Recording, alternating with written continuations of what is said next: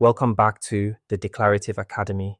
In this quick update, we're taking a look at what's new with data in the Winter 26 release, specifically the changes that matter for Salesforce architects who want to keep their certification current and their designs future-proof.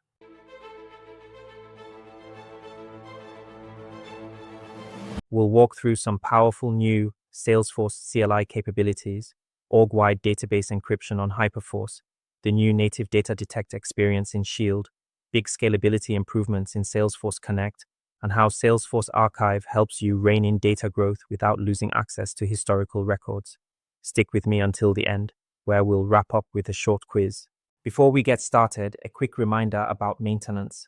To stay current as a Salesforce architect, you need to complete all 5 units in the Winter 26 maintenance module by the deadline shown in your Web Assessor profile.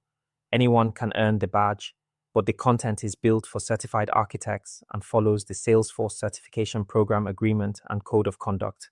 By the end of this video, you'll be comfortable using newer CLI commands to move and manage data at scale, explaining how Salesforce Database Encryption protects data at rest across your entire org, using native data detect to find and classify sensitive leaves, integrating massive external datasets with Salesforce Connect without hitting hourly row limits, and setting up archive policies that reduce storage costs while keeping performance and compliance intact.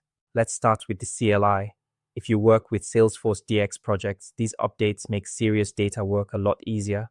One of the most useful additions is the new query flag on SF data export tree.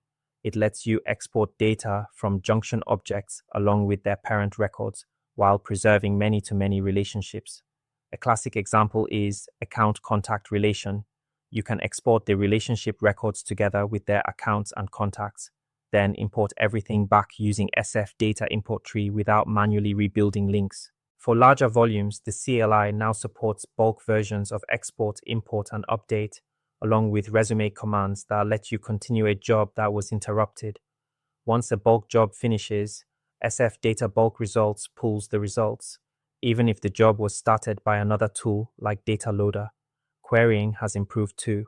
You can run SOSL directly from the command line and send SOQL output straight to CSV or JSON using the output file flag. Taken together, these enhancements reduce manual effort, speed up migrations and seeding, and give you much clearer insight into long-running data jobs. Next up is security. Salesforce Shield now includes Salesforce Database Encryption on Hyperforce, giving you full encryption for data at rest across the entire org, on top of Salesforce's standard encryption.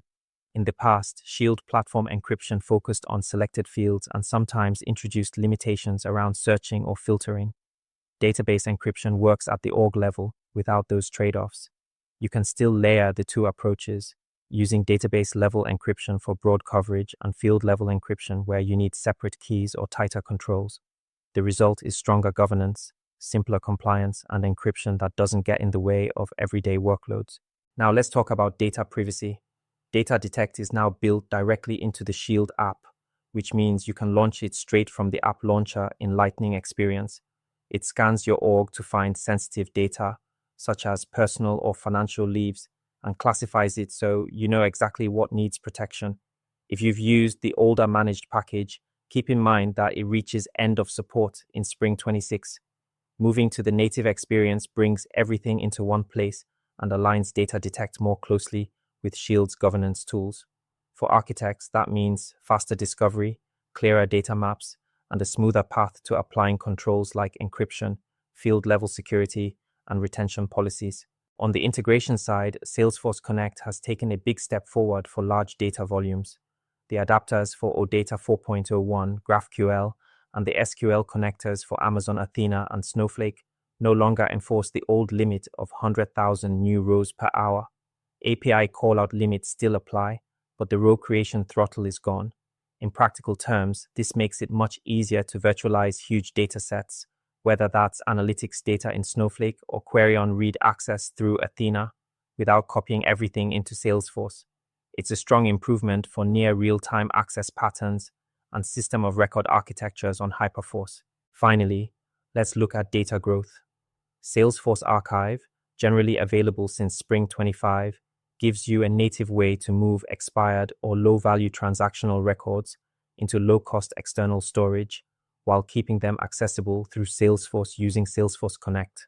Instead of deleting data, you define archive policies that specify which objects to scan, what qualifies for archiving, how often jobs run, and how sessions are managed. The payoff is lower storage costs, faster queries and list views, and retained history for analytics and compliance. Just be sure to check availability for your org's region. Otherwise, think of Archive as your first line of defense against runaway storage and performance issues. Now let's look at the quiz to solidify our understanding. Question 1. Which CLI command lets you export junction object records while preserving many-to-many relationships? A. SF data import tree. B. SF data export tree.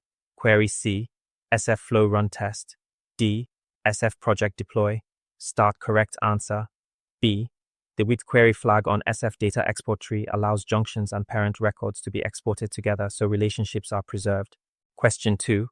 What's a key advantage of Salesforce Database Encryption over Shield platform encryption? A. It encrypts only selected fields for performance. B. It requires Apex triggers to work. C. It only encrypts Salesforce content files. D. It secures data across the entire org without limiting queries. Correct answer. D. Database encryption applies org-wide and avoids the functional limits of field-level encryption alone. Question 3. Which statement best describes data detect? A. It identifies and classifies sensitive data natively within Salesforce Shield. B. It automates approval workflows. C. It replaces Shield as a third-party package.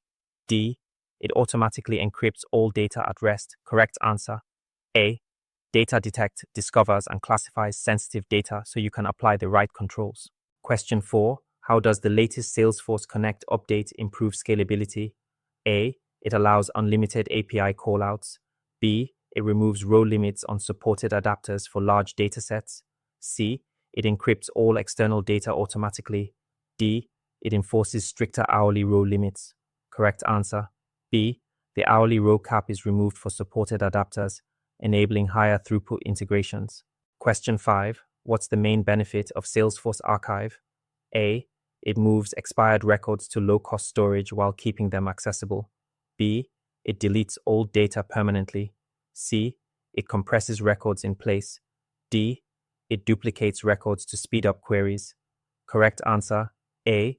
Archive reduces storage costs, improves performance, and preserves access for compliance and reporting. Key takeaways. To sum it all up, the CLI now gives you more power and visibility for large-scale data work. Salesforce Database Encryption delivers org-wide protection on Hyperforce. Native Data Detect simplifies sensitive data discovery. Salesforce Connect scales better by removing row limits for key adapters. And Salesforce Archive helps you control storage costs without sacrificing access or performance. Get comfortable with these features and you'll be designing cleaner, safer, and more scalable architectures that hold up as your data grows. Thanks for watching. If you found this useful, please give the video a like, subscribe for more admin-friendly Salesforce tutorials, and drop any questions in the comments. We read them all. See you in the next one.